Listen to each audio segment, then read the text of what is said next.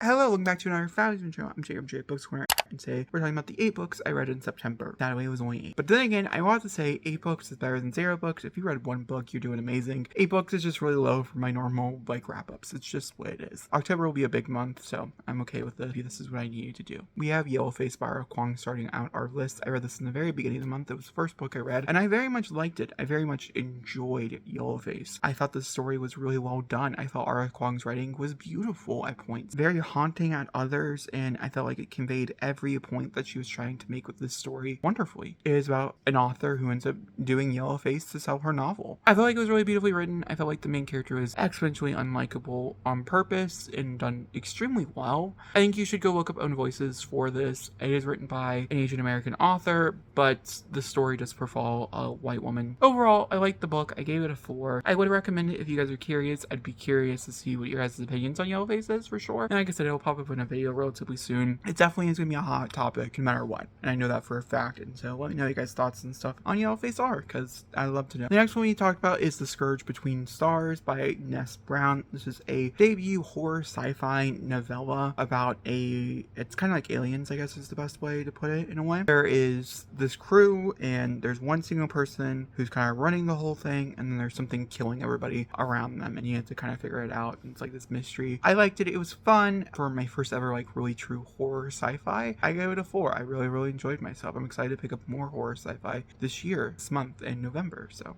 I'm excited. Then I read No Child of Mine by Suzanne Lewis. I pretty much talked to nauseam how my thoughts and opinions on No Child of Mine in this video, so I'm gonna link you over there. I gave it a 3. It follows a caseworker over in London. She ends up getting a case about a little girl. Everybody else kind of seems like it's nothing and that maybe we really shouldn't be looking into it, and she has this feeling it's something bigger, and then you kind of explore it. I don't recommend the audiobook at all, but I felt like the story itself was okay. Like I said, I was in that one video. There's chapter times in case you want to jump to my direct opinion about it, but either way.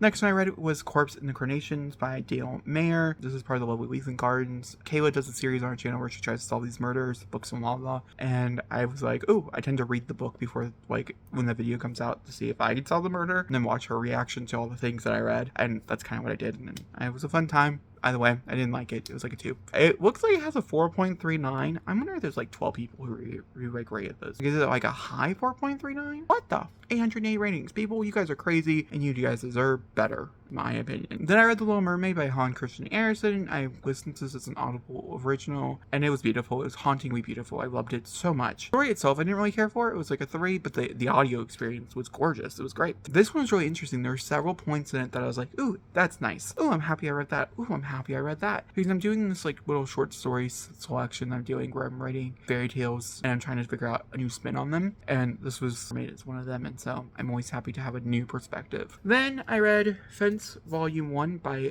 C.S. Pacat, that's what it is, and a few other people, Jonathan Mad and Jonah LaFou.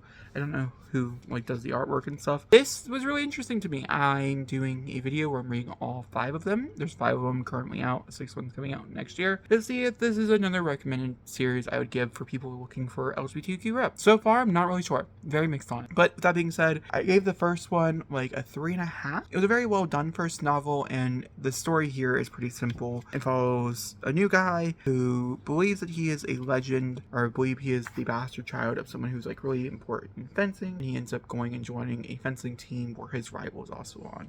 And it's their love story thing. Then I read The Blood Boss by Davison King. The first thing I want to mention about this, I picked this up I was trying to find, I put it on hold a month or 2 ago when I was trying to find a book to read while I was cleaning, and it was really short and I needed something short, and I wanted a somewhat paranormal smutty romance, and so I was like, okay. And this had a lot of people wanting to read it. It has a constant traction of people wanting to read this book, and so I was like, okay, must be good. So I clicked on it and I played it, whatever. I have 2 main issues. First one being Davison King. I read the name to my dad. My dad was like, oh, that's Soy Woman. To me, it sounds like a man. Maybe because Davidson, maybe that's what makes it a woman. It sounds like a man to me. And so I was like, ooh, cool. I get to read a paranormal gay book, from a gay author, or a bi author, or a man, from a man author.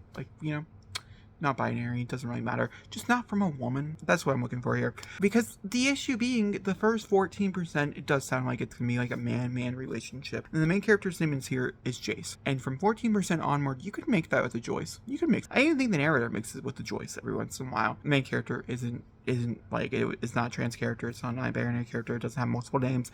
His name is Chase. That is his name. It is a time. I felt like the mystery was pretty good, so I got a 2, but I would not recommend it. It was so annoying. I was so pissed off. You guys get this way when you read books that are smutty? I just really know when they're written by women is the problem, and I just think we need to find more books written by gay men talking about gay relationships. I think that's where the problem is. This was obviously self-published. This is a book of like 12, I'm pretty sure. And it's really short, and they're dealing with some like very broad strokes fantasy stuff here, but I think could be done very much better. Like very well. You know, I was trying to write a like smaller paranormal fantasy series at one point. I don't know if you guys remember that or not. And I still think I somewhat handled some of these subject matters better. I wouldn't recommend it, but just know what's out there. And then lastly, I read the Dragon Prophecy Wings of Fire graphic novel. I will throw up on the screen. I rated it a 4. I actually really recommend. I think I like the graphic novels of the series better than the novel. I just think they're better.